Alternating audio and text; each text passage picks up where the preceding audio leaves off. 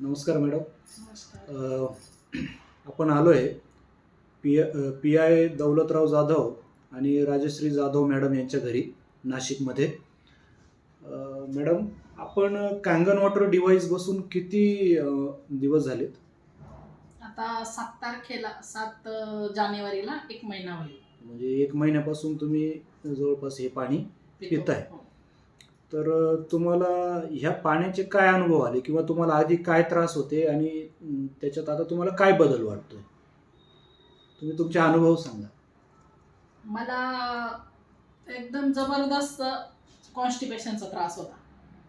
गेले 2001 पासून मला सुरुवात झाली ती. आम्ही मुंबईला होतो. 2001ला आम्ही नाशिकला आलो. अच्छा. तर मला असं वाटलं मला नाशिकच्या पाण्याने त्रास होतो काय. तर तो त्रास असा अधूनमधून होत राहायचा. मी काय एवढं सिरियसली घेतलं नाही, त्याचं होत राहतं म्हणून.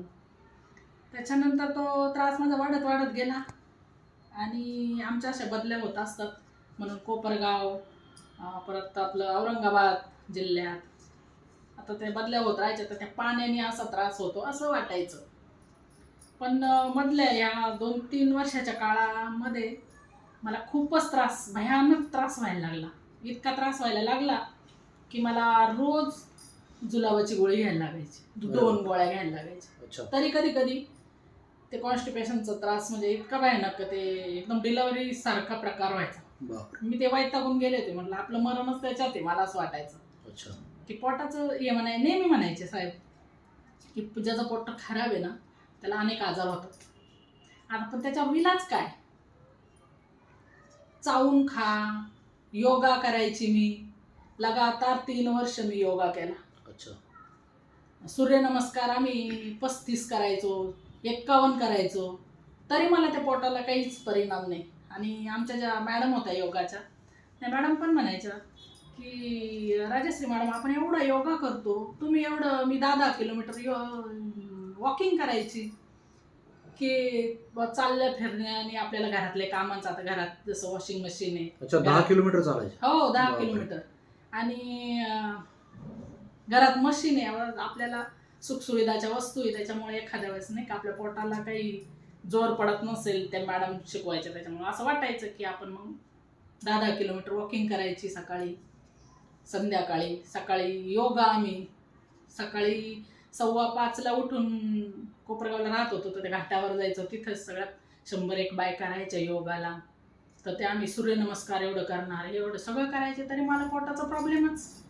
तर ते माझ्या चेहऱ्यावर वांग आले होते काळे.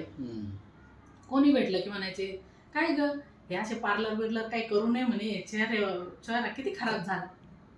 पहिलं उलट पार्लर करत नव्हते तेव्हा चांगली होती पोरगी लग्नाच्या आधी. त्यानंतर चेहरा खराब होत चालला ते पोटाच्या भयानक त्रासामुळे. त्याच्यामुळे मग मला त्याच्यानंतर 2 वर्षांनी याचा मेनोपॉजचा त्रास सुरू झाला. मेनोपॉज होतं की नव्हतं माहीत नाही, पण मला जे पिरियड सुरू झाला की तो बंदच नाही व्हायचा 1-1 महिना. मग ते डॉक्टरकडे जायचं, मग डॉक्टर मला 21 दिवसाच्या गोळ्या देणार, मग ती गोळीने ते पिरियड बंद व्हायचा. नंतर तर त्या गोळ्यांचं पण काही असर होईल. जेव्हा हे मशीन, आता आम्ही नाशिकला आलो, मग सर भेटले, त्यांनी डेमो दिला सरांना ऑफिसमध्ये. तर ते मला येऊन 2-3 दिवस सारखं सांगायचे की मशीन आलंय, असा डेमो आहे, तसं आहे, असं आहे, तसं आहे. म्हटलं मी एवढं सांगण्यापेक्षा मशीनच घेऊन टाका ना, बघू. ते म्हणले 100% रिझल्ट आहे म्हणे त्या मशीनचा, त्या पाण्याचा. अल्कलाईन पाणी आहे, तुझी बॉडी ॲसिडिक झाली. बरं ठीक आहे म्हटलं, घेऊन टाका मग. पण त्याची किंमत म्हणे एवढे. म्हटलं जाऊ दे, असू दे, माझे तुला फरक पडला तर माझे पैसे वसूल. मग लगेच सर डेमो द्यायला तुम्ही आले, ते बघितला. मला त्यांच्या सांगण्यावरूनच सगळं पटलं होतं. ठीक आहे, मग ते डेमो बघितल्यावर अजून मला पटलं. तर त्याच पिरियडमध्ये तुम्ही आले ना 2 दिवस आधी, त्याच्या 2 दिवस आधी माझे काका वारले. आता काका वारले तर मला 10 दिवस तिथं राहणं गरजेचं होतं. मी सगळ्यात मोठी मुलगी असल्यामुळे. पण मला ते इतकं संकट पडलं होतं की मी 10 दिवस कशी राहू शकेल. मी त्या इंडियन टॉयलेटला बसू शकणार नाही म्हटलं. आणि मला नाही झालं तर मला, कारण मेवणे वारले होते, मला खूप भयानक त्रास झाला. तिथं 9 दिवस राहिले मी. तर मला अचानक नाशिकला आणावं लागलं आणि मग ते बस्ती आयुर्वेदिक आम्ही केलं. तर हे म्हटलं याच्यानंतर कुठं तू 10 दिवस राहू नको. पण म्हटलं असं कसं चालणार, आपल्याला कुठं न कुठं आपले जावं संबंधित सकाळी झालं तर राहावंच लागतं ना. लग्नाचं ठीक आहे 2 दिवस माणूस जाऊन येतो.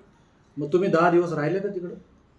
मग सांगते ना, मग मला साहेबांनी सांगितलं अगं आपल्याला डेमो द्यायला येणार आहे ते सर पाण्याचा. तर मला कसं वाटायचं मी ह्याच्यातून बाहेर पडली पाहिजे. हम्म. तर मी लगेच आले, सरांना फोन केला, ठीक आहे म्हटलं तुम्ही या. ते मग झालं दुसऱ्या दिवशी राग झाली, मी आले तर तुम्ही आले संध्याकाळी. मग आपण तो डेमो दिला आणि मग ते पाणी प्यायला त्याच दिवसापासून सुरुवात सुरुवात केली. केली. बरोबर. तर आपण ते मशीन पण नव्हतं, ते जे केंट मशीन आहे ना वरचं, हा, ते दुसरं आपलं आरो, ते सुद्धा बसवलेलं नव्हतं. आपण असंच पाणी प्यायला सुरुवात केली होती. ओके. तर ते त्या दिवसापासून प्यायला सुरुवात केली. दुसऱ्या दिवशी आला तो दादा आणि त्यांनी बसून दिलं हे मशीन. आणि त्या दिवसापासून सुरुवात केली. मी तिकडे गेली, मग चुलते वारले तिकडे गेली आणि तिथं मी फक्त 6 लिटर 7 लिटर पाणी नेलं असेल. आणि मी 10 दिवस म्हणजे 8 दिवस राहिले तिकडे. अच्छा. मग ते पाणी पिले, जेवताना थोडंफार ते पण पाणी पिले. पण मला 2च दिवसात तिथं इतका रिझल्ट की मला विश्वास पटेना की मी याच्या आधी आता सांगायचं म्हणजे एक ते नाही का लाज पण वाटते ते सांगायला. पण मग ते लाजायचं काही कारण नाही. आपल्याला जर एवढा जर गुण मिळालाय तर आपल्याला म्हणजे त्याचे लगभग परिणाम तुमचं 2001 पासूनचं कॉन्स्टिपेशन, तुम्हाला काय वाटतं पूर्णतः किती दिवसामध्ये कॉन्स्टिपेशन तुमचं बरं झालं? 2 दिवसात. क्या बात आहे, मिरॅकल रिझल्ट. फक्त 2 दिवसात. आणि मला सुद्धा विश्वास बसेना.